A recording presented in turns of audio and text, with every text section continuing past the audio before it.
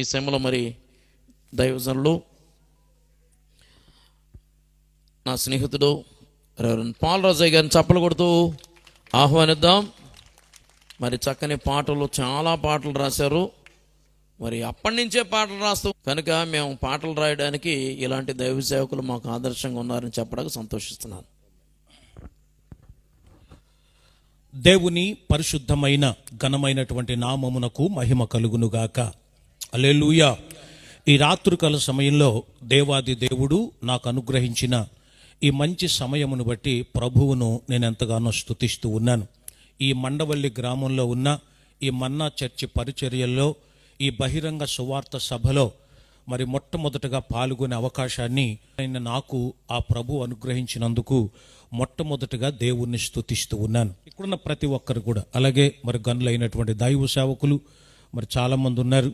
వారందరికీ కూడా ప్రభు అయిన యేసుక్రీస్తు నామములో నా శుభాభి వందనాలు తెలియచేస్తున్నాను. మొట్టమొదటిగా దేవుని పరిశుద్ధ గ్రంథంలో నుండి ఒక మాట చదివి కార్యక్రమంలో మనం ముందుకు కొనసాగుదాం. లూకా సువార్త 8వ అధ్యాయం 46వ వచనంలో ఒక బ్రహ్మాండమైనటువంటి మాట ఈ విధంగా రాయబడి ఉంది. చౌతర, యేసు ఎవరో నన్ను ముట్టెను, ప్రభావము నాలో నుండి వెడలిపోయినదని నాకు తెలిసి. ఆ పాట పాడి ప్రార్థన చేసి వాక్య భాగంలోనికి నేను ఉపక్రమిస్తాను. నేను ఈ పాట రికార్డ్ చేసేటప్పుడు ఆ చివరి చరణంలో చిరకాలం నీ ఒడిలో ఉండాలనే ఆశతో, ఎలా ప్రయోగించారు సార్ మీరు, మీకు ఎలాగూ ఆ ఆలోచన వచ్చింది అని అడిగారు నన్ను. నేను అక్కడే కూర్చొని కొద్దిసేపు చాలా మౌనం అయిపోయాను. నా నోరు పెగలలేదు, మాట రాలేదు. చాలాసేపు నేను మౌనం అయిపోయాను. అయ్యో ఏమైంది సార్, ఏమైందంటే నేను ఆ పాట రాసినప్పుడు ఆ లాస్ట్ చరణం ఎస్పెషలీ రాసుకునేటప్పుడు నా జీవితంలో ఒక చేదైన అనుభవం, ఒక గడ్డు అనుభవం అంటారు, కఠినమైన స్థితి నేను అనుభవించాను. అందుకనే ఈ పాట మీరు చూడాలనుకున్నప్పుడు యూట్యూబ్లో ఓపెన్ చేస్తే ముందు బ్లాక్ స్క్రీన్ వస్తుంది. ఆ బ్లాక్ స్క్రీన్ మీద వైట్ లెటర్స్ టైప్ చేసినట్టుగా సౌండ్ వినబడుతూ వస్తాయి. దాంట్లో నేను రాసుకున్నాను ఒక మాట, ఇది గేయం కాదు, నా హృదయంలోని గాయం అని రాశాను. ఎందుకు ఆ గాయం అంటే అది తలుచుకుంటేనే నాకు చాలా బాధ అనిపిస్తుంది. ఎవరికి అలాంటి ఇబ్బంది రాకూడదు అని అనిపిస్తుంది. మాది చాలా చిన్న పల్లెటూరు. ఇప్పటికీ బస్సు సౌకర్యం కూడా ఎక్కువగా లేనంత బాగా మారుమూల గ్రామం అది. అదంతా కూడా నా టెస్ట్ మనీలో ఉంది. టూకీగా ఈ పదం గురించి ఒక మాట చెప్పి నేను వాక్యంలోకి ఉపక్రమిస్తాను. మా చిన్నతనంలో, అంటే నా వయసు ఎదిగి అంటే లోక జ్ఞానం కొంచెం తెలియని వయసులో మా జీవితంలో ఎప్పుడు జరగని ఒక వింత చోటు చేసుకుంది. మా ఊర్లో కూడా మాకు చాలామంది బంధువులు ఉన్నారు, చుట్టాలు ఉన్నారు, అయిన వాళ్ళు ఉన్నారు. కానీ ఒకరోజు ఎందుకో మా ఇంట్లో భోజనం వండుకోవడానికి గుప్పెడు గింజలు లేవు, పట్టెడు అన్నం లేదు. చాలా ఇబ్బందులు పడ్డాం. మా నాన్నగారు బాగా కష్టపడి పనిచేసేవారు. తర్వాత మా అమ్మగారు అయితే పల్లెటూళ్ళలో ఆ చౌదరీస్ ఇళ్లల్లో మరి పాచి పని చేసి మమ్మల్ని కాయ కష్టం చేసుకుని చదివించుకుంటూ ఉండేది. అలాంటిది ఒకరోజు ఏంటో తినడానికి కూడా ఏమీ దొరకలేదు. మా అక్క, నేను, మా తమ్ముడు మా అమ్మ దగ్గరకు వచ్చి అన్నం అడుగుతున్నాం, భోజనం పెట్టమంటున్నాం. కానీ ఏమీ లేక ఆ తల్లి ఏం చెప్పాలో కూడా అర్థం కాని అయోమయ స్థితిని ఆ రోజు బాగా అనుభవించింది. నేను తొందరగా ప్రశ్నించలేను, తొందరగా అడగలేను. నేను చాలా మౌనంగా ఉండి నేను అలాగే చూస్తున్నాను. మా తమ్ముడైతే నాకంటే చిన్నోడు బాగా గుక్కపట్టి ఏడ్చేస్తుంటే మా నాన్నగారు ఏదో తెస్తానని చెప్పి పొలం వెళ్ళిపోయారు. మధ్యాహ్నం 3 గంటల వరకు కూడా రాలేదు. ఈ లోపులో ఈ పిల్లల్ని ఎలా ఓదార్చాలి, ఎలా ఆదరించాలో అర్థం కానటువంటి మా అమ్మ బాగా ఏడ్చేసింది. తన చెంగు కప్పేసి మా మీద మమ్మల్ని అందరినీ కూడా తన ఒళ్ళో పడుకోబెట్టుకొని బాగా ఏడ్చింది. ఏడ్చిన తర్వాత మీరు ఇలాగే ఉండండి, ఒక్క నిమిషంలో నేను వస్తాను అని చెప్పి మా అమ్మగారు ఒక బౌల్ తీసుకుని ఆ పక్కింట్లోకి వెళ్ళి బట్టలకు గంజి పెట్టాలి, కొంచెం గంజి ఇవ్వండని అడిగి ఆ రోజు అది కలిపి మాకు తినిపించిన, మాకు తాగించిన ఆ చేదు అనుభవం నా లేత గుండెల్లో, నా మనసులో చాలా గాయమైపోయింది. అంచంత కరువు ఆ రోజుల్లో మేము అనుభవించాం. చాలా బాధ అనిపించేసింది. బాగా ఏడ్చేసాం. ఆ రోజు బాగా ఏడ్చేసాం. ఆ ఏడ్చుకుంటూనే ఆ గంజి తాగి అలా నిద్రపోయాం. మా అమ్మ ఒడిలో నిద్రపోయాం. తర్వాత మధ్యాహ్నం 3 గంటల వేళలో మా నాన్నగారు తాడి చెట్టు లెక్కి తాటి ముంజులు తీసుకొచ్చారు. ఒక రోజంతా గంజి తాటి ముంజులు తిని బతికిన అనుభవం నా జీవితంలో ఎప్పుడు మర్చిపోలేంది. ఆ తర్వాత ప్రభు గురించి తెలిసి మా అమ్మగారు ప్రభు దగ్గరికి నడిచారు, బాప్తిసం తీసుకున్నారు, రక్షణ పొందారు. మమ్మల్ని అందరినీ కూడా రక్షణకి నడిపించారు. అప్పటి నుండి ఇప్పటి వరకు కూడా దేవుడు ఏ కరువు పెట్టలేదు, ఏ ఆకలి పెట్టలేదు. దేవుడు అప్పటి నుంచి సమృద్ధిగానే మాకు అనుగ్రహించాడు. దేవునికి స్తోత్రం కలుగునుగాక. ఒకప్పుడు ఏం తినాలో, ఏం పెట్టాలో, ఏం తినాలో తెలియనటువంటి స్థితిలో నుంచి ఈరోజు నేను ఇది రాసేటప్పుడు అది గుర్తు చేసుకున్నాను. మా అమ్మ ఒడిలో ఆ రోజు పడుకుంటే ఆకలేసినా, మరి ఏడుపొచ్చినా అలా పడుకుంటే హాయిగా అనిపించేసిందే. అలాంటిది అమ్మను సృష్టించిన దేవుని ఒడిలో, ఈ సృష్టిని తన నోటి మాట చేత సృష్టించిన యేసయ్య ఒడిలో జీవితాంతం ఉండిపోతే, ఆకలి దప్పులు లేని, సూర్య చంద్రులు అక్కరలేని ఆ మహిమాన్వితమైన లోకం ఉందే, ఆ లోకం కోసం మనందరం తాపత్రయపడతామే. దావీదు భక్తుడు చెబుతాడే, నీ సన్నిధిలో ఒకే ఒక వరం అడుగుతున్నాను, నేను నీ మహిమను చూడాలి, నీ ప్రసన్నతను చూడాలి, అసలు జీవితాంతం నీ మందిరంలో ఉండిపోవాలని కోరుకున్నాడే. అది నేను ఆ అనుభవాన్ని ఆ లాస్ట్ చరణంలో పెట్టుకుని నేను రాసుకున్నాను. దేవుని నామానికి స్తోత్రం కలుగునుగాక. ఈ లోకం అశాశ్వతమైనది, ఈ లోకం శాశ్వతమైనది కాదు. మనందరం ఏదో ఒక రోజు చనిపోతాం. చనిపోయిన తర్వాత మనందరం అనుకుంటామే, కొంతమంది వైకుంఠం అంటారు, కొంతమంది స్వర్గం అంటారు, కొంతమంది మనమైతే పరలోకం అంటాం. ఆ లోకంలోనికి గనక వెళ్ళకపోతే ఈ భూమి మీద జీవించిన జీవితం అంతా వృధా అయిపోతుంది. అందుకనే యేసు ప్రభుని మేము నమ్ముకున్నాం. దేవునికి గట్టిగా స్తోత్రం చెబుదాం. హల్లెలూయా. మనం చదువుకున్నటువంటి ఒక భాగంలో చాలా అద్భుతమైనటువంటి విషయాన్ని కొద్ది నిమిషాలు నేను చెప్పి నా సందేశాన్ని ముగిస్తాను. యేసు మార్గ మధ్యంలో వెళుతూ ఉండగా చాలా మంది సమూహం ఆయన మీద పడుతున్నారట. ఆయన మీద పడుతుంటే చాలా మంది పడుతున్నారు, ఒకరు ఇద్దరు కాదు. అయితే మధ్యలో సడన్గా చెప్పాడంట ఆయన, వెనక్కి తిరిగి చూచి, ఎవడో నన్ను ముట్టాడు, నాలో నుండి ఒక ప్రభావం అనేది వెళ్ళింది అన్నాడట. వాళ్ళందరూ ఆశ్చర్యపోయారు. ఇంతమంది మీద పడుతుంటే ప్రభావం పోయిందంటాడేంటి ఈయన? ఎవడో ముట్టాడంటాడేంటి? ఒకడంటే చాలా మంది ముట్టారు, కానీ ఎవరికో ఒకరికి మాత్రం ఆ ప్రభావం వెళ్ళింది. యేసయ్య ప్రభావం, మనం నమ్ముకున్న దేవుని యొక్క ప్రభావం ఎలాంటిదో తెలుసా? మనం నమ్ముకున్న దేవుడు ప్రభావము లేనివాడు కాదు, ప్రభావము కలిగిన వాడు. దేవునికి స్తోత్రం చెబుదాం. హల్లెలూయా. ప్రభావము కలిగినటువంటి దేవుని మనం స్తుతిస్తున్నాం. ఒక పుస్తకంలో నేను చదివాను, 1918వ సంవత్సరంలో జర్మనీ దేశంలో స్టీఫెన్ అనేటువంటి ఒక సైనికుడు తన సైన్యంలో పనిచేస్తున్నాడు. ప్రతిరోజు ఉదయాన్నే లేచి చాప వేసుకుని మోకరించి ప్రార్థన చేసి తన డ్యూటీకి వెళ్తాడు. సైనికుడు అంటే సరిహద్దుల్లో మరి వెన్నుకు కూడా వణికి పుట్టించేసేటువంటి చలిలో దేశాన్ని కాచే ఆ పని చేసేవాడు అతను. అయితే ప్రతిరోజు అతను అలా ప్రార్థన చేస్తుంటే చుట్టుపక్కల వాళ్ళు నవ్వేవారట. ఎరా స్టీఫెన్, ఏంటి నువ్వు ప్రార్థన చేస్తున్నావు, దేవుడు కాపాడుతాడంటావేంటి? మనందరం ఆయుధాలు ధరించుకోవటం ఒట్టిదేనా?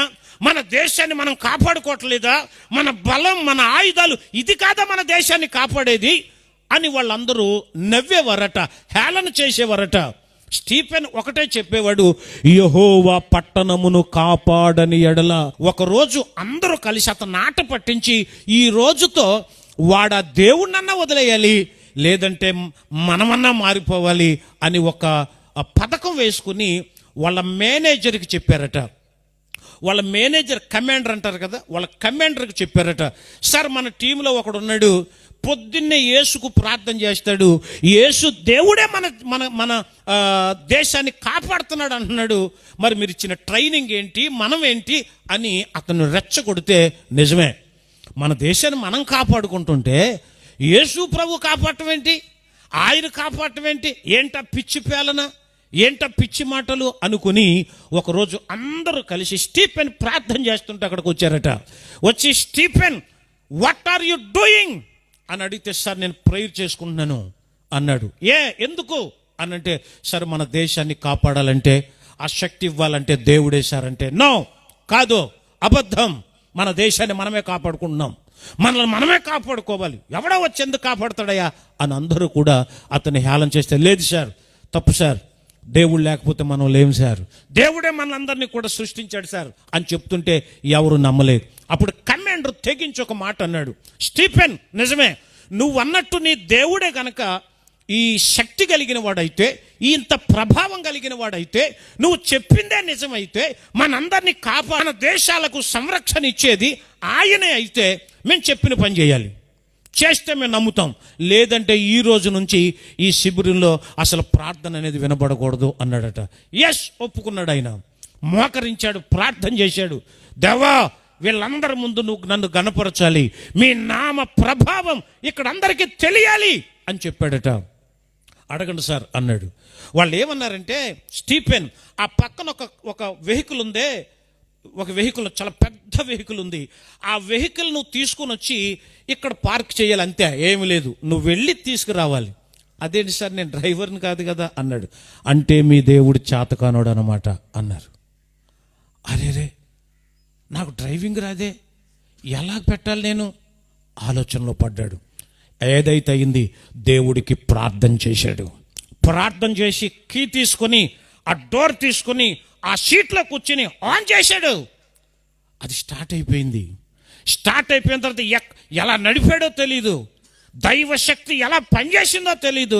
వాళ్ళు ఎక్కడైతే పార్క్ చేయమన్నాడో అక్కడికి పార్క్ చేసి ఆయన దిగుతుంటే కమాండర్ మోకాళ్ళ మీద పడిపోయి ఏడుస్తున్నాడట.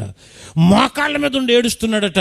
సార్ ఏంటి మీరు ఏడుస్తున్నారు, మీరు చెప్పింది నేను చేశాను, మా దేవుడు చేశాడు, ప్రభావం చేశాడు, ఇంత కార్యం చేస్తే ఏంటి సార్ మీరు ఏడుస్తారు అని అంటే, అప్పుడు కమాండర్ అన్నాడంట, స్టీఫెన్ మీ దేవుడు శక్తి కలిగిన వాడు, శక్తి కలిగిన వాడు అంటే ఏమో అనుకున్నాను, కానీ ఇంత శక్తి కలిగిన వాడని నాకు తెలీదు, ఎందుకంటే నువ్వు నడిపించిన వాహనానికి అసలు ఇంజన్ కూడా లేదు, ఇంజన్ లేదు, పాత పడిపోయింది అది, ఆ ఇంజన్ కూడా లేని వాహనాన్ని నడిపించావు నువ్వు. గట్టిగా చప్పట్లు కొడుతూ ప్రభు యొక్క నామాన్ని మహింపరుద్దాం. హల్లెలూయా.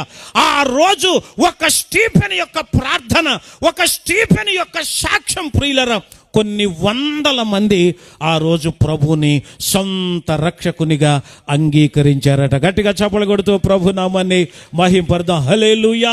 మన దేవుడు అంత ప్రభావము కలిగిన వాడు, మనం పూజించే దేవుడు అంత ప్రభావం కలిగిన వాడు. ఆయన నోటి మాటతో సముద్రములను, ఉప్పొంగుతున్న సముద్రములను, అల్లకొల్లాలమైపోతున్నటువంటి తుఫానులను నోటితో గద్దించి తన యొక్క ప్రభావంతో నెమ్మలపరిచిన మహనీయుడు మన యేసయ్య. దేవుని గట్టిగా స్తోత్రం చెబుదాం.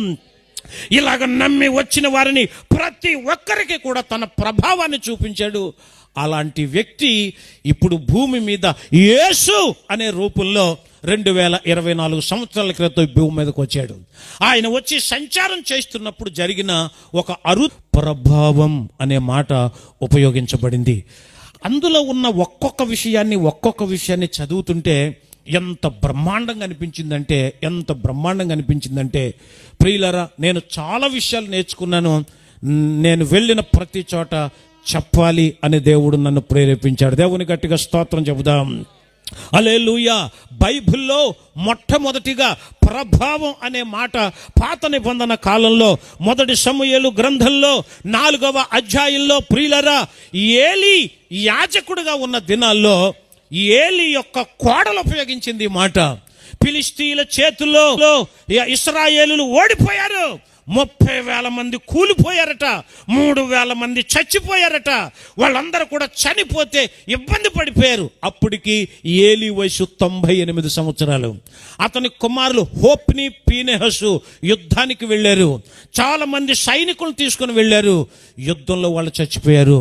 ఒక సైనికుడు పరిగెత్తుకుని వచ్చి గోడ మీద కూర్చున్న 98 ఏళ్ల వృద్ధుడైన ఏలీకి చచ్చిపోయారు.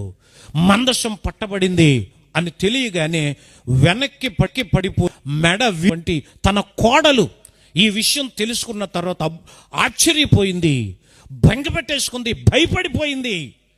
మోకాళ్ళ మీద పడిందట. మోకాళ్ళ మీద ఉండి కనిన ఏకైక తల్లి ఎవరంటే ఆవిడే, ఏలీ కోడలు గారు. మోకాళ్ళ మీద పడి అప్పటికే నెలలు నిండున్నాయి, రేపో మాపో కనాలి. ఇలాంటి టైంలో ఈ వార్తలన్నీ విన్న తర్వాత మామగారు చనిపోయాడు, భర్త చనిపోయాడు, మందసం పట్టబడింది అంటే దైవ ప్రభావం ఏమైంది? పోయింది. దేవుని ప్రభావం పోయిందని తెలుసుకుని అప్పుడు కనిన ఆ బిడ్డకు ఈకాబోదు అని పేరు పెట్టింది. దేవునికి స్తోత్రం కలుగును గాక. అంటే దేవుని యొక్క ప్రభావం పోయింది అని. ఆ ప్రభావం అనేది మనుషుల్లో ఉంటే, మనకు ఉంటే దైవ కార్యాలు ఎంత బాగుంటాయంటే, ఎంత గొప్పగా ఉంటాయంటే, సంసోనులో దేవుని ప్రభావం ఉన్నంత వరకు సంసోను సింహబలుడు అనేవారు, మహాబలుడు అనేవారు. అతడు 300 నక్కలను పట్టుకొని ఒకదాని తోకోటొకటి కట్టేశాడంటే మహానుభావుడు ఎంత శక్తివంతుడో. సింహాన్ని అరచేతులతో చీల్చేశాడంటే ఎంత గొప్ప శక్తివంతుడో. దేవునికి స్తోత్రం కలుగును గాక. ఒక గాడిద దవడ ఎముకతో కొన్ని ఎంతో మందిని చంపేయగలిగాడు అంటే ప్రియుల ఎంత గొప్ప విషయమో. ఆ ప్రభావం పోయిన తర్వాత అతడు బంధించబడ్డాడు, అతడు పట్టబడ్డాడు. ఇలాగే బైబిల్ గ్రంథంలో చాలా విషయాలు మనం చూడొచ్చు. యోబు ఇంటి మీద, ఒంటి మీద, తన పరిసరాల మీద దేవుని కాపుదల, దీన్ని కంచె అన్నారు. దైవ ప్రభావం ఉన్నంత వరకు అపవాది కూడా అతన్ని ముట్టలేకపోయాడు, టచ్ చేయలేకపోయాడు. ప్రేరేపించాడు అపవాది దేవుణ్ణి. దేవుడు కూడా తన భక్తుని యొక్క ప్రతాపం ఏంటో చూపించాలనుకున్న అతడు పర్మిషన్ ఇచ్చాడు. ఎవరికి తెలీదు 2 ఆశీర్వాదం ఎప్పుడు వస్తుందో. యోబు మాత్రం కనిపెట్టాడండి, దైవ ప్రభావం మరలా నా మీదకు వస్తా. దేవునికి స్తోత్రం. నేను బూడిదలో కూర్చోవచ్చు, నా పిల్లలు చచ్చిపోవచ్చు, యేసును నమ్మినందుకు, ప్రభువును సొంత రక్షకునిగా అంగీకరించినందుకు ఈ నష్టం జరిగితే జరిగింది గాక. ప్రజలందరూ గేలి చేస్తున్నారు, స్నేహితులందరూ ఇబ్బంది పడుతున్నారు. కానీ అతడికి తెలుసు. ఏం తెలుసు అతనికి? శోధింపబడిన మీదట నేను సువర్ణమై మారెదను. హల్లెలూయా, హల్లెలూయా, హల్లెలూయా, ఆమేన్, ఆమేన్. హల్లెలూయా, హల్లెలూయా, హల్లెలూయా, ఆమేన్. నేను వెళ్ళే మార్గము నా యేసుకే తెలియును. నేను వెళ్ళే మార్గము నా యేసుకే తెలియును. హల్లెలూయా. ప్రభువును నమ్ముకున్నందుకు 1వ అధ్యాయంలో పూర్తిగా కోల్పోతే ప్రియుల రకరకాల ఇబ్బందులన్నీ పడుకుంటూ వస్తే చివరి అధ్యాయానికి వచ్చేసరికి ఈ మధ్యలో ఎన్ని ఇబ్బందులు పడ్డాడో తెలీదు. మరల ప్రభావం తిరిగి వచ్చిన తర్వాత ప్రపంచానికి తెలిసింది 2 ఆశీర్వాదం. గట్టిగా చప్పలు కొడుతూ ప్రభు యొక్క నామాన్ని మహింపరుద్దాం. హల్లెలూయా. దైవ ప్రభావం ఉంటే అంత బాగుంటుంది. అందుకని దీనికి సంబంధించి ఒక 3 విషయాలు నేను టూకీగా చెప్పి నా సందేశాన్ని నేను ముగిస్తాను. మనం మొదటిగా చదువుకున్నాం 12 సంవత్సరాల రక్తస్రావంతో ఉన్నటువంటి స్త్రీ. చరిత్రకారులు ఏం చెప్తారంటే ఆవిడ ఒక ధనవంతురాలు అని. వాళ్ళ నాన్నగారికి చాలా భూములు ఉండేవి, చాలా ధనవంతుడైన. అయితే ఈ పాప పుట్టిన తర్వాత, అంటే చాలా కాలం వాళ్ళకి పిల్లలు లేరు, పిల్లలు లేకపోతే లేక పుట్టింది ఆ పిల్ల. పుట్టగానే పురిట్లోనే తల్లి చనిపోయింది. తల్లి చనిపోవటంతో అందరూ అన్నారు, ఈమె నష్టజాతకురాలు, పుడుతూనే తన తల్లిని పొట్టన పెట్టుకుంది అని అన్నారు.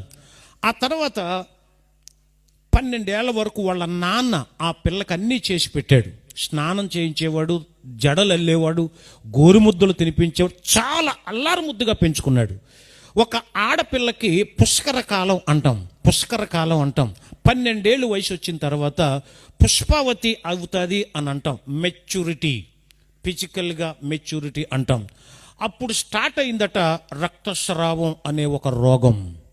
అప్పుడు స్టార్ట్ అయింది, 12 ఏళ్లుగా భరించింది. ఈ లోపులో కూతురు మీద ఉన్నటువంటి ప్రేమతో, కూతురు మీద ఉన్న మమకారంతో అతడు భూములు కూడా అమ్మి అనేక మంది వైద్యుల చేత నానా తిప్పలు పడి అనే మాట కూడా బైబిల్లో రాశారే. అంటే ఒక డాక్టర్ దగ్గర కుదరకపోతే ఇంకొక డాక్టర్ దగ్గరికి వెళ్ళారు, అక్కడ కుదరకపోతే ఇంకొక డాక్టర్ దగ్గరికి వెళ్ళారు. డబ్బులు ఉన్నవాడు కాబట్టి ఏమైనా సరే నా కూతురు నాకు ముఖ్యం, లేక పుట్టింది కాబట్టి ఆ కూతురుని ఎలాగైనా బతికించుకోవాలి, ఆ వ్యాధి తగ్గాలి అనుకున్నాడు. కానీ భూములన్నీ అయిపోయినాయి, ఆస్తులన్నీ పోయాయి, కానీ పిల్ల బాగుపడలేదు. అప్పటికి 24 ఏళ్ళు వచ్చేసాయి ఆ పాపకు. 24 సంవత్సరాల ఒక ఆడపిల్ల ఇంటిలో నుంచి బయటకు వస్తే రక్తస్రావం అనే రోగం అందరికీ తెలిసిపోయింది. ఆ ఊర్లో మొత్తం తెలిసిపోతే ఇప్పట్లా కాదు, ఆ రోజుల్లో ఆవిడ కూడా కడగా ఉండాలి, ఆమె ముఖం ఎవరు చూడకూడదు, వీధిలోకి రాకూడదు, నలుగురికి కనపడకూడదు. చాలా అసహ్యమైనటువంటి జీవితం. 12 ఏళ్ల పాటు నరక యాతన అనుభవించింది. కొన్నిసార్లు చనిపోవాలనుకుందట.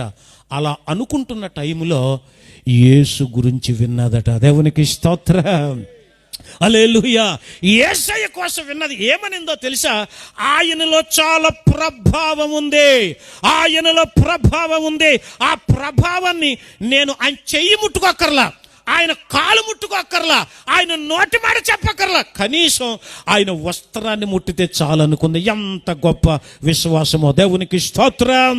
జన సమూహంలో ఆ తల్లి ముసుగేసుకొని దాగి వెళ్ళి ఆయన వస్త్రపు చెంగు ముట్టుకుందంటే ముఖం చూస్తే ఎవడు రానివాడు, ముఖం చూస్తే పక్కకు పెట్టేస్తారు, ఎవడు చూడనివ్వడు. అందుకని దాగి ముసుగు వేసుకుని వెళ్ళి ఆయన వస్త్రపు చెంగు అలా ముట్టిందట. వెంటనే ఆయన వస్త్రపు చెంగులో ఉన్న ప్రభావం ఆ తల్లి ఒక రక్తపు దారను కట్టేసిందంటే. గట్టిగా చప్పలు కొడుతూ ప్రభు యొక్క నామాన్ని మహిమ పరుద్దాం. హల్లెలూయా, హల్లెలూయా. అంటే యేసయ్య వస్త్రపు చెంగులో ఉన్న ప్రభావం, ఆ మాటే ప్రభు అన్నాడు, నాలో నుంచి ఏదో ప్రభావం బయలు వెళ్ళిపోయింది. చాలామంది పడుతున్నారు, అందరి మీద పడలా ఆ ప్రభావం. కానీ ఆ తల్లి బాధను ఆ తర్వాత ఆమె గురించి చదివిన తర్వాత నాకు చాలా సంతోషం వేసింది. అప్పటికి వాళ్ళ నాన్న అనారోగ్యం పాల్పడిపోయి బెంగపడిపోయి ఉంటే ఆ తల్లి ఆ తర్వాత ప్రభు నమ్ముకొని వెంబడించి యేసు ప్రభు శిష్యురాలిగా చేరి అలాంటి అభాగ్యులను కొన్ని వేల మందిని ప్రభు దగ్గరికి నడిపించిందట. గట్టిగా చప్పలు కొడుతూ ప్రభు యొక్క నామానికి మహింపరుద్దాం. హల్లెలూయా, హల్లెలూయా. కాబట్టి యేసయ్య వస్త్రపు చెంగులో ఏముంది చెప్పాలి, మీరు గట్టిగా చెప్పాలి, ప్రభావం ఉంది. ఆ ప్రభావం ఈనాడు అందరినీ స్వస్థపరుస్తుంది. నమ్మాలంతే. నేను ఒక చోట జంగారెడ్డిగూడెం దగ్గర ఒక ఊరు వెళ్ళి వాక్యం చెప్పాను. ఇలాగ చెప్తే, మరి మీ వస్త్రం ముట్టుకుంటే బాగుపడిపోతానండి అన్నాడు ఒకడు. అసలు నువ్వు ముట్టుకో, నువ్వు బాగుపడిపోతావు అన్నాను నేను.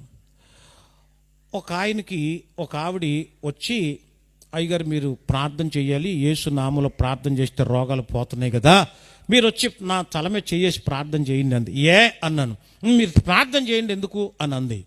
సరే ఏ బాధ ఉందో ప్రాబ్లం ఉందో ప్రార్థన చేశాను. తెల్లారి కోటానికి మొత్తం బోడుగుండుతూ వచ్చింది. ఏంటమ్మా అంటే, రాత్రి మీరు ప్రార్థన చేశారు మొత్తం గుండె అయిపోయింది అంది. అదేంటి, నేను ప్రార్థన చేసి ఇలాగ అయిపోతే ఎవడన్నా ప్రార్థనకు వస్తాడా? మాట్లాడాలి మీరు. ఎవడన్నా వస్తాడా? అయ్యి బాబు ఏంటి ఆయన ఇలా చేసేవేంటి ప్రభు అనుకున్నాను. ఆ తల్లి తర్వాత ఏం జరిగిందంటే, ఆ తల్లికి పేను కొరుకుడు ఏదో ఉంది, ఆ ప్రాబ్లం. పేను కొరికి అంటారు చూసారా, అది కొరికేస్తుంది. ఎక్కడెక్కడో ఒక చోట కొరుకుతుంది. కానీ ఆ తల్లికి బాగుపడలేదు ఎక్కడను. ఆ రాత్రి ఎందుకో నేను ప్రార్థన చేశాను, ప్రభు యొక్క ప్రభావం వెళ్ళింది, మొత్తం క్లీన్ చేసేసింది. తర్వాత తల్లికి కొత్త తల వచ్చేసింది. దేవునికి స్తోత్రం కలుగును గాక. నేను నీరసంగా వెళ్ళిపోయాను, ఇంటికి నీరసంగా వెళ్ళిపోయాను. ప్రభు పలానా ఊరు వెళ్తే నేను నెత్తిమే చెయ్యితే గుండె అయిపోయిందండి ఆయన, ఎవరు ఎంచుకుంటారు నాతో చెయ్యి అని నేను బాగా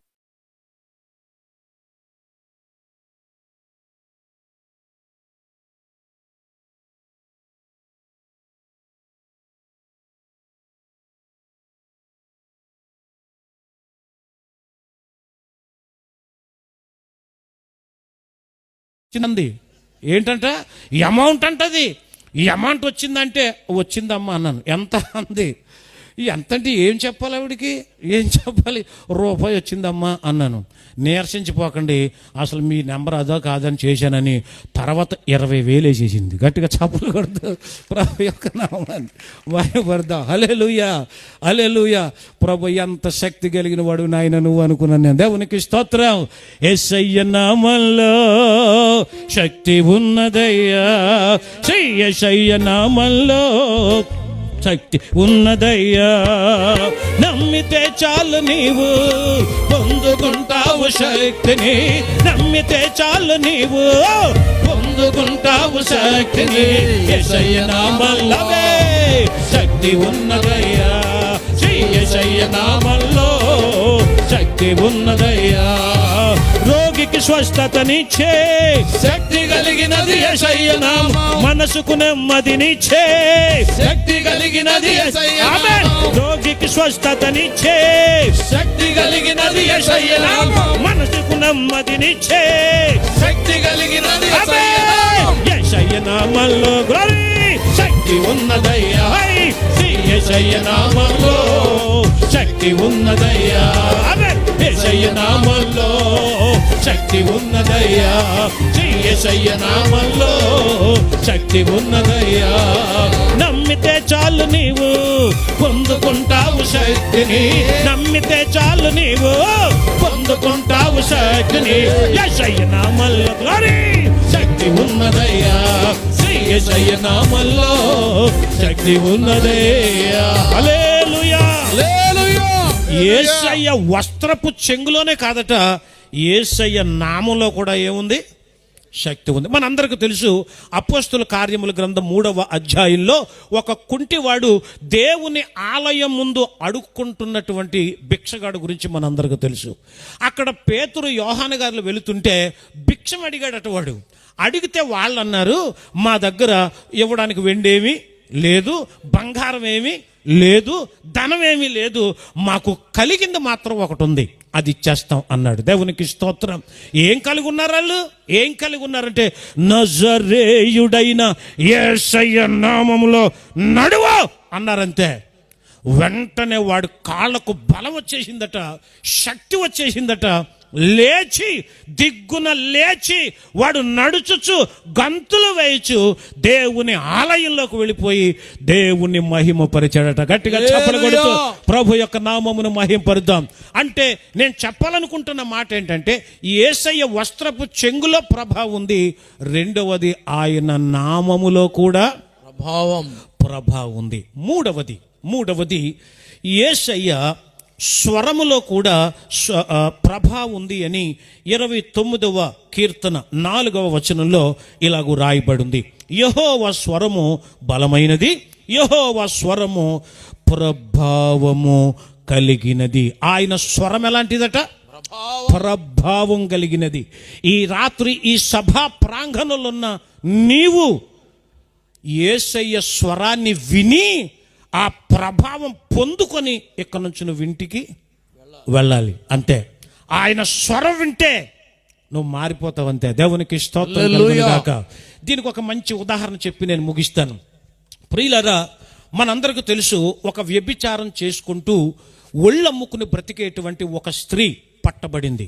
మోషే ధర్మశాస్త్ర ప్రకారంగా ఆమెను రాళ్లతో కొట్టి చంపాలి. ఇది రూలు ఆ రోజుల్లో. ఆ తల్లిని పట్టుకున్నారు. ఊరు మొత్తం వచ్చేసిందట. ఊరు మొత్తం వచ్చేసి చిన్నోడు మొదలుకొని పెద్దోడు వరకు ప్రతి ఒక్కడు ఒక్కొక్క రాయి పట్టుకుని ఆ తల్లిని చంపడానికి కొట్టడానికి మీదకి వచ్చేశారు. ప్రభు అక్కడ కూర్చున్నాడట. ఆ ప్రభు దగ్గరికి వచ్చి, బోధకుడా, మరి నువ్వు ధర్మశాస్త్రాన్ని బోధిస్తున్నావు కాబట్టి రాళ్లతో కొట్టి చంపేయాలి కదా రూల్ ప్రకారంగా అని అన్నారట. అవును, కరెక్టే, చంపేయాలి, నిజమే, మీరు కరెక్ట్గానే చెప్పారు అన్నాడట. అమ్మయ్య అనుకున్నారు. రాళ్ళని సర్దుతున్నారట. ఈ లోపల ప్రభు అన్నాడు, మీలో పాపము చేయని వాడెవడో మొదటి రాయి ఆ పాప మీద వెయ్యండి అన్నాడు. వెంటనే సుబ్బారావు రాయి అక్కడ వదిలేసి వెళ్ళిపోతున్నాడు. అప్పారావు కూడా అక్కడే రాయి వదిలేసి వెళ్ళిపోతున్నాడు. తర్వాత మురళీకృష్ణ కూడా అక్కడే రాయి వదిలేసి వెళ్ళిపోతున్నాడు. 7 కొండలు కూడా అక్కడే వదిలేసి వెళ్ళిపోయాడు. మొత్తం అందరు ఇంటికి వెళ్ళిపోయారు, ఒక్కడు కూడా లేడు. అంటే అందరూ ఏం చేశారనమాట? పాపం చేశారు. సుబ్బారావు గారు ఇంటికి వెళ్ళిపోయిన తర్వాత వాళ్ళ ఆవిడ అడుగుతుందంట, ఏమండి ఏంటి వెళ్ళారుగా, ఏమైంది, కొట్టారా, చంపేశారా దాన్ని అందట. అది చంపలేదు, కొట్టలేదు, అందరం వచ్చేసాం అన్నాడు. ఎందుకు వచ్చేశారు అంటే అక్కడ బోధకుడు ఉన్నాడు కదా, ఆయన అన్నాడు, మీలో తప్పు చేయనోడు ఎవడో వాడు వచ్చి మొదట రాయి పాప మీద అయ్యింది అన్నాడు, అందుకని ఎవడికడ రాళ్ళు పడేసి వచ్చాడు అన్నాడు. అప్పుడు సుబ్బారావు భార్య ఆయన వెంక చూసి, అంటే నువ్వు కూడా తప్పుడోడు అనమాట, వాళ్ళందరూ వచ్చారు, నువ్వన్నేసేపోయి ఒక రాయ అందట. అంటే మరి వేద్దాం అనుకున్నా కానీ మరి అన్నాడు. మరీ లేదు, గిరి లేదు, ఈ ఊర్లో నీ అంత తప్పుడోడు ఇంకొకడు లేడు, నీళ్ళు అంటూ అసలు సంసారం చేయటమే వేస్ట్ రా బాబు అందట. ఇలాగ అందరూ పాపం చేసినప్పుడు అందరూ వెళ్ళిపోయిన తర్వాత ప్రభు ఆ తల్లితో అన్నాడు, అమ్మా, ఒక పతితను జాగ్రత్తగా వినాలి. ఒక వ్యభిచార స్త్రీని మనం పిలిచే పిలుపు ఎలా ఉంటుంది? ఊరిలో పాపం చేస్తూ మగోళ్ళందరూ చెడగొడుతుంది అనుకోండి ఒక ఆవిడ, ఎలా పిలుస్తారండి ఆవిడని? ఏమండి వ్యభిచారి స్త్రీ గారు బాగున్నారా, మా పురుషులందరినీ భలే పాడు చేసేస్తున్నారు అంటారు ఎవరన్నా? బూతుతో మొదలు పెడతాం, దుర్భాషలు ఆడేస్తాం. అలాంటిది ప్రభు ఆ పతితను పట్టుకొని ఆ వ్యభిచార స్త్రీని పట్టుకుని అన్నాడు, అమ్మా, ఆ ఒక్క పిలుపు, ఆ స్వరం ఆమె గుండెని పిండేసింది. బా, ఆ పిలుపు విని ఆమె జీవితంలో ఎవ్వడు అలా పిలవలేదు. ఒషే అని పిలవటమే తప్ప, ఇటు ఏవే అని పిలవటం తప్ప. ప్రభు భూమి మీద ఒక స్త్రీకి ఇచ్చిన గౌరవం, ప్రియులర అమ్మా అని పిలిచి తన దైవత్వాన్ని చాటాడు. వెంటనే అన్నాడు, అమ్మా, ఎవరైనా శిక్షించలేదా అన్నాడు. ఆ శిక్షించలేదు నాయన అన్నాడు. సరే ఒక రాయి తెచ్చుకొని నేను వేసేస్తాను అనలేదు. మా దేవదాసయ్య గారు అయితే బాగా చెప్పేవాడు, దీన్ని ఓ రాయి తెచ్చుకో వేసేస్తాను నీ మీద అన్నాడు ఆయన? అనలేదు. ఎందుకంటే ఆయన పాపం చేయలేదు కదా. కానీ ఆ తల్లికి ఒక జీవితం ఇచ్చాడు. అమ్మ, ఇక పాపము అంటే యేసయ్య స్వరంలో ఉన్న ఆ ప్రభావం ఆ తల్లి పతితను పునీతురాలుగా చేసేసింది. గట్టిగా చప్పలు కొడుతూ ప్రభు యొక్క నామాన్ని మహింపరుద్దాం. హల్లెలూయా, హల్లెలూయా. ఇలాగ ప్రియులారా, యేసయ్య నామంలో ప్రభావం ఉంటే, యేసయ్య వస్త్రపు చెంగులో ప్రభావం ఉంటే, యేసయ్య స్వరంలో కూడా ఏముంది? చెప్పాలి మీరు, ఏముంది? ప్రభావం ఉంది.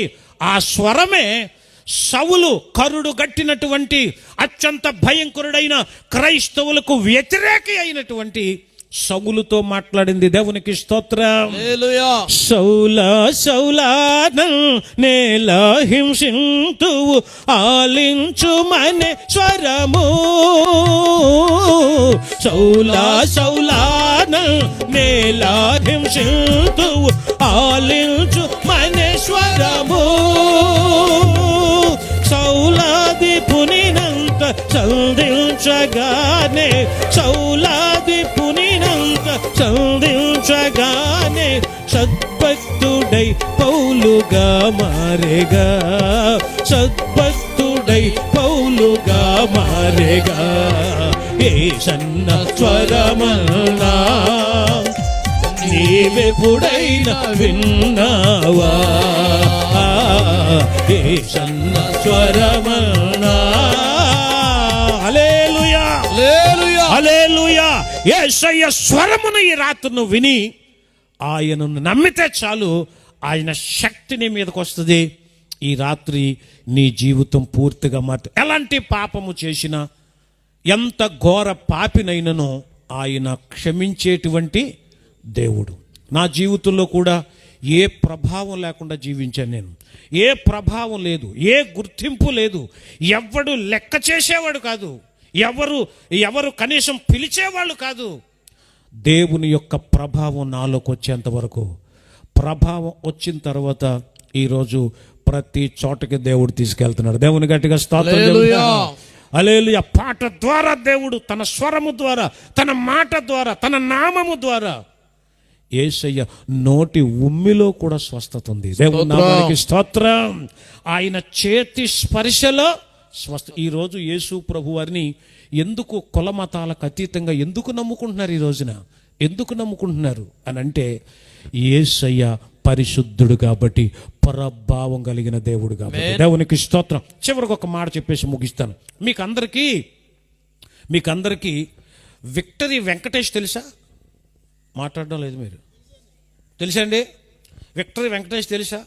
ఒక సంక్రాంతి టైంలో ఒక సినిమా తీశాడు. అంటే ఇప్పుడు కాదు ఇంకొక టైంలో ఒకసారి తీశాడు. సీతమ్మ, అది క్లియర్గా చెప్పేయాలి అయ్యగారు అందరూ. అది సీతమ్మ వాకిట్లో సిరిమల్లె చెట్టు. విశ్వాసులు చాలా తెలివైన వాళ్ళు. అలాగంటే ఏమంటాడో అంటే, మీరు అందరూ సినిమాలు చూస్తున్నారా మరి అంటారేమో అని మీరు ఇది చేస్తారు కదా. కాదు సిరిమల్లె ఏంటది, ఆ సీతమ్మ వాకిట్లో సిరిమల్లె చెట్టు అనే సినిమా తీశాడు కదా ఒక టైంలో.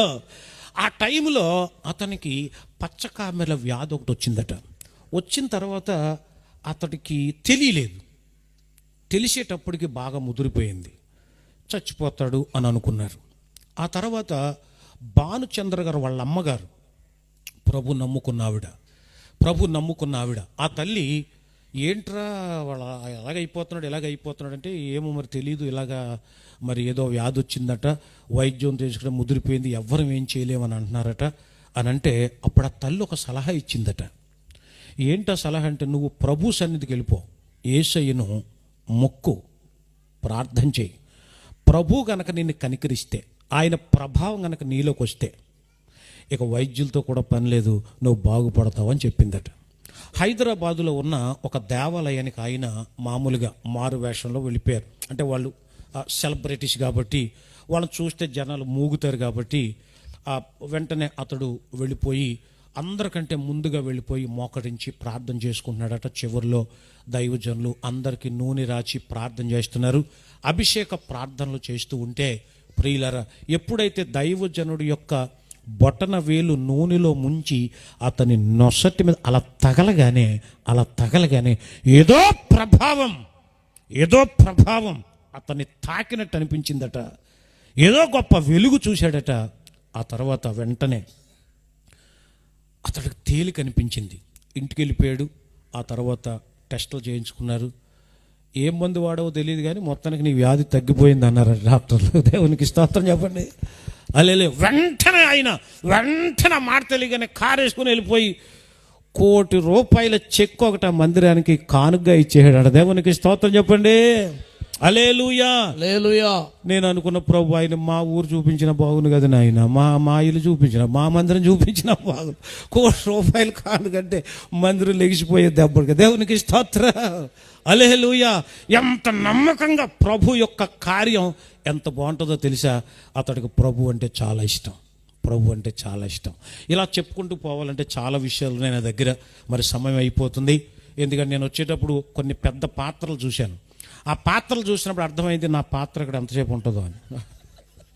కాబట్టి నేను ముగిస్తాను. తర్వాత మీకు జయమాలి అనే ఒక సినిమా యాక్టర్ తెలుసా అమ్మా?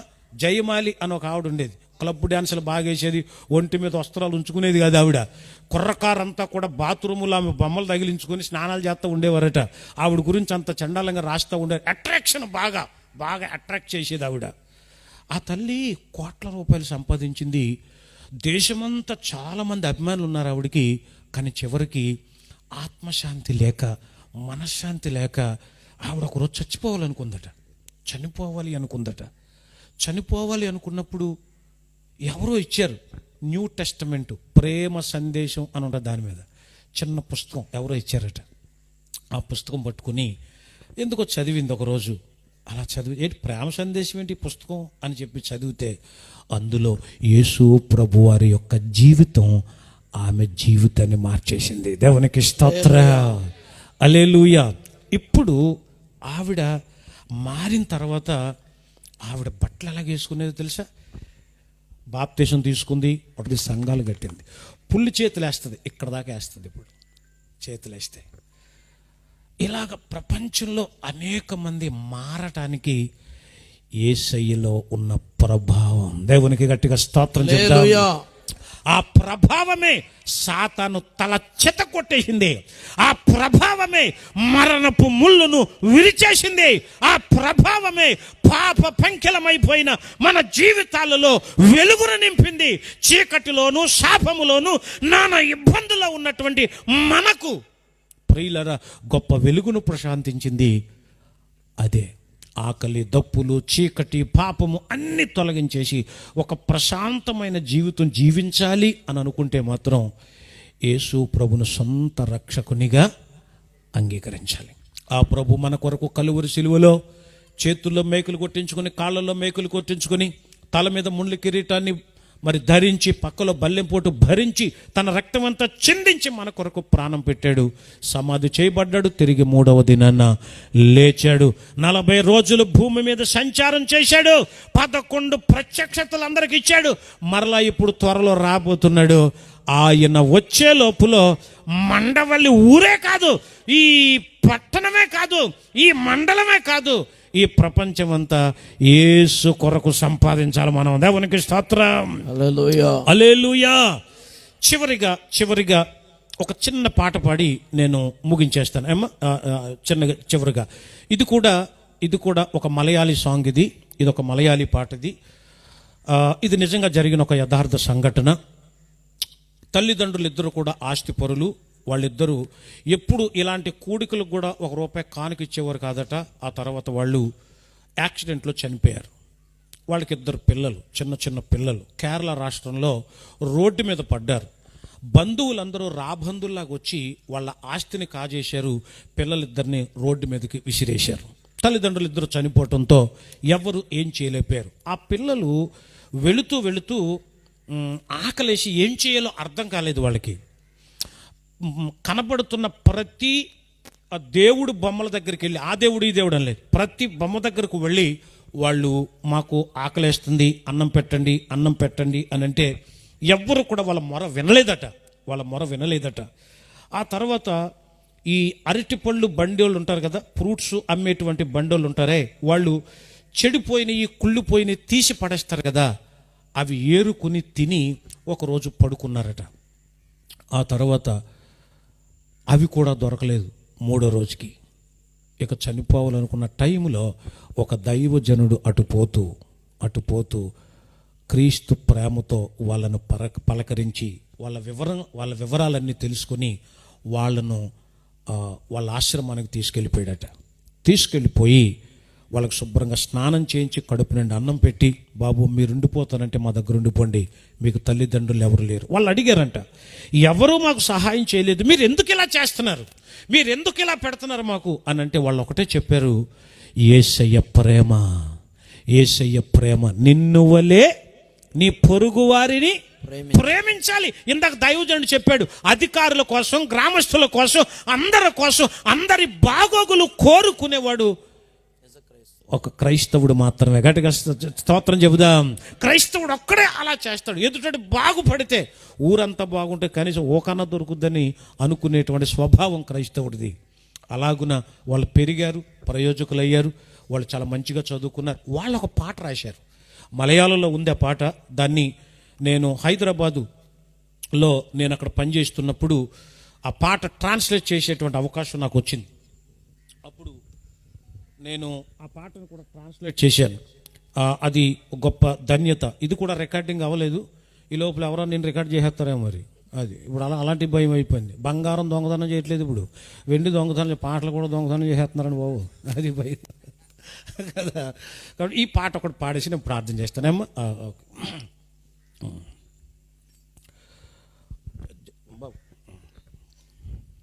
G minor.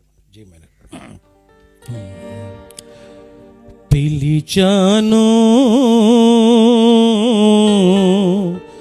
పలు దేవతలను,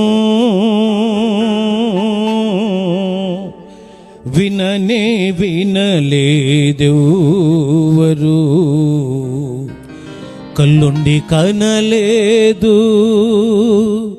చెవులుండి వినలేదు, చలనము లేదాయే శిలలకు, జీవము లేదాయే.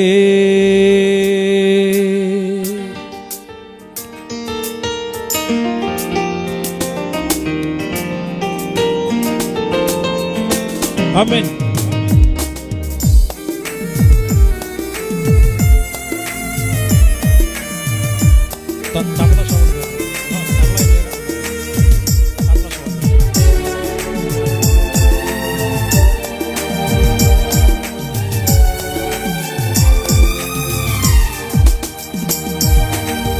పిలిచాను పలు దేవతలను, విననే వినలే దేవరు.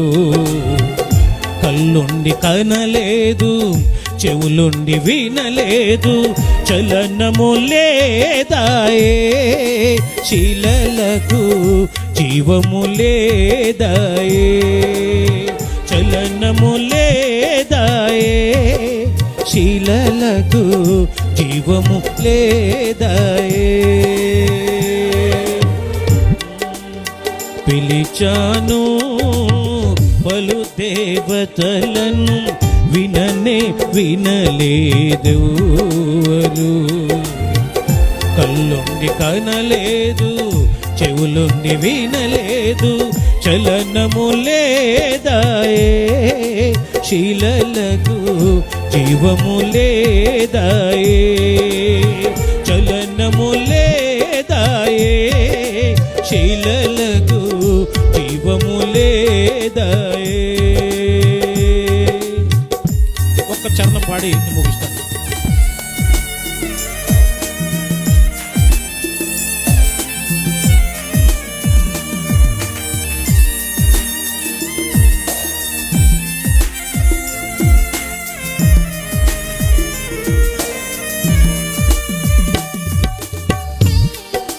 ఆమేన్.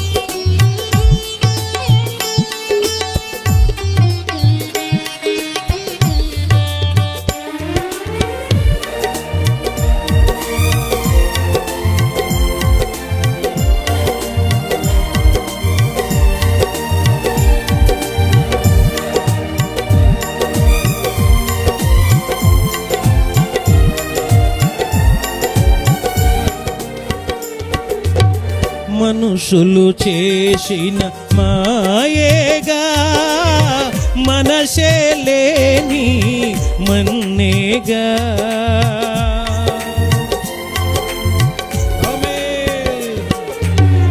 మనుషులు చేసిన మాయేగా, మనసే లేని మన్నేగా.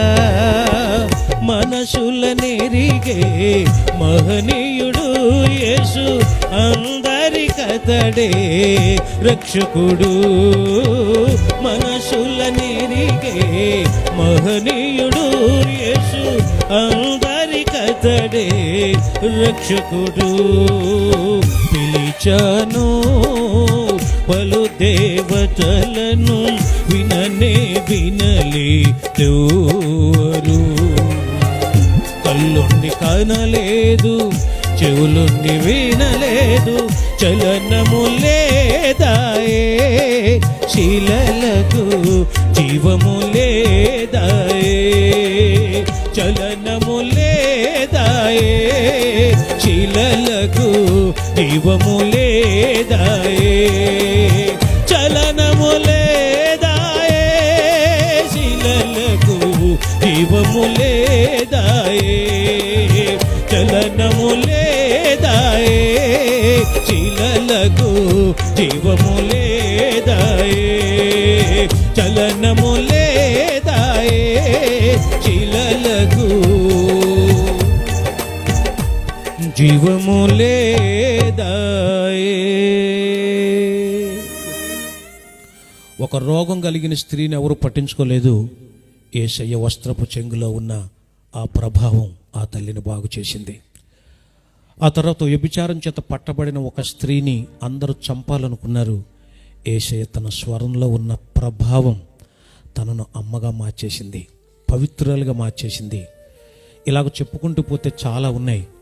ఈ సభలో ఉన్నటువంటి మీరందరూ కూడా యేసయ్యను సొంత రక్షకునిగా అంగీకరిస్తే, ప్రభులో కడగబడితే, బాప్తిసం తీసుకుంటే, రక్షణ అనుభవం పొందితే దైవ శక్తిలో మీరు పెరుగుతారు.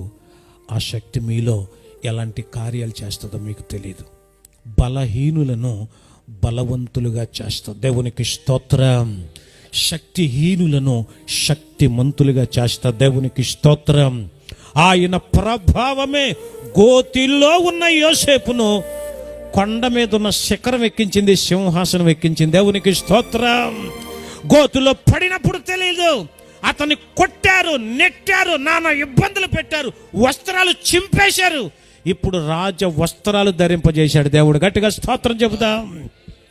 ఈ సభలో ఉన్న ఎవరైనా సరే ఒంటరితనంగా కానీ, రోగంతో కానీ, జబ్బుతో కానీ, ఏకాంతంతో కానీ, నానా అవమానాలతో కానీ ఎవరైనా ఉంటే ప్రభు మన జీవితాలు ఎలా మారుస్తాడో మేమందరం ప్రత్యక్ష సాక్షులం.